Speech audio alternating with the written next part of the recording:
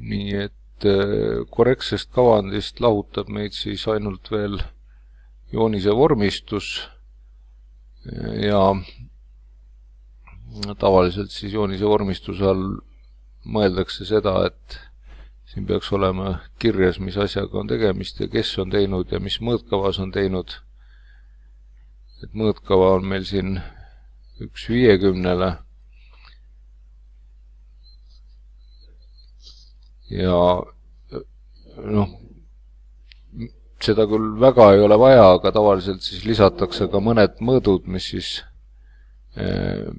aitavad ette kujutada, kui suured need asjad siin on ja mõõtude panemine on lihtsam, mis alustame sellest, et siin home ribboni peal annotation aknas on olemas siis, siin on olemas siis selline mõõdu panemise riist nagu TIM, sellega saab järjest panna mitu mõõtu, aga vahel siis, kui on vaja mingeid erilisi, võib ka kasutada neid vanu.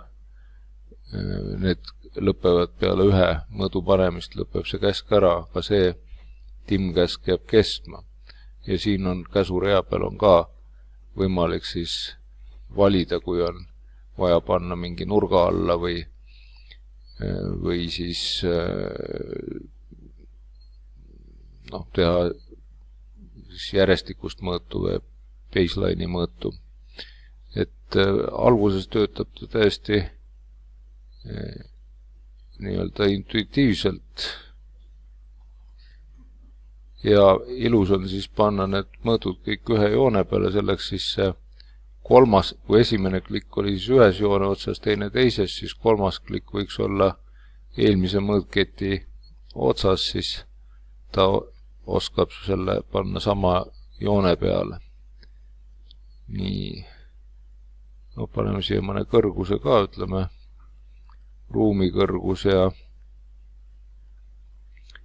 paneme ukse kõrguse ka. Akna kõrguse võib ka panna, et ma ei taha väga sodida seda kavandit sellega, et siia nüüd mingid mõõdud panna nende kohtade peale, kus on kavand. Ja võib panna siis ka plaanile mõned mõõdud, et nii, nüüd siin läks midagi valesti, selle viimase tuleks unduda ja ma alustasin valest otsast, siis ta ei saanud aru, et ta peab sellest vaateportsust selle mõõdu võtma.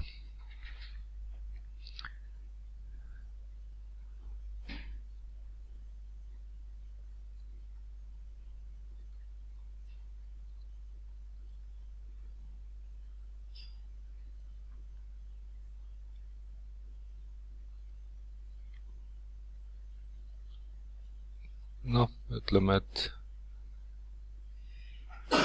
tegelikult teil kavandite peal nii palju mõõte isegi ei pea olema, aga ma nagu natuke läksin hoogu siin.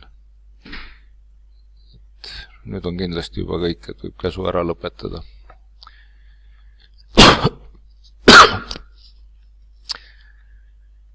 Nii, et see mõõtude panemine on siis AutoCADis väga lihtne. Ega tekstide kirjutamine ka oluliselt keerulisem ei ole, et kui kasutada seda multiline teksti tööriista, mis on siis jällegi home ribboni peal annotation aknas ja ikoon on A-täht, siis lihtsalt näitab ette selle kasti, kuhu kirjutada tahab ja siia siis võib hakata kirjutama, mis asi see on. Et kui nüüd mingit pealkirja tahab eraldi, siis peaks selle võib-olla eraldi teksti lahtrisse panema, aga võib ka kõik kokku kirjutada. Mis ma siia siis kirjutan? Et see on kavand, autor olen mina ja mõõt on siis 1/50, võib ka kuupäeva kirjutada, et see on siis tehtud, mis ta siin oli siis, paneme tänase kuupäeva. Kuupäeva saab muidu panna ka väljana,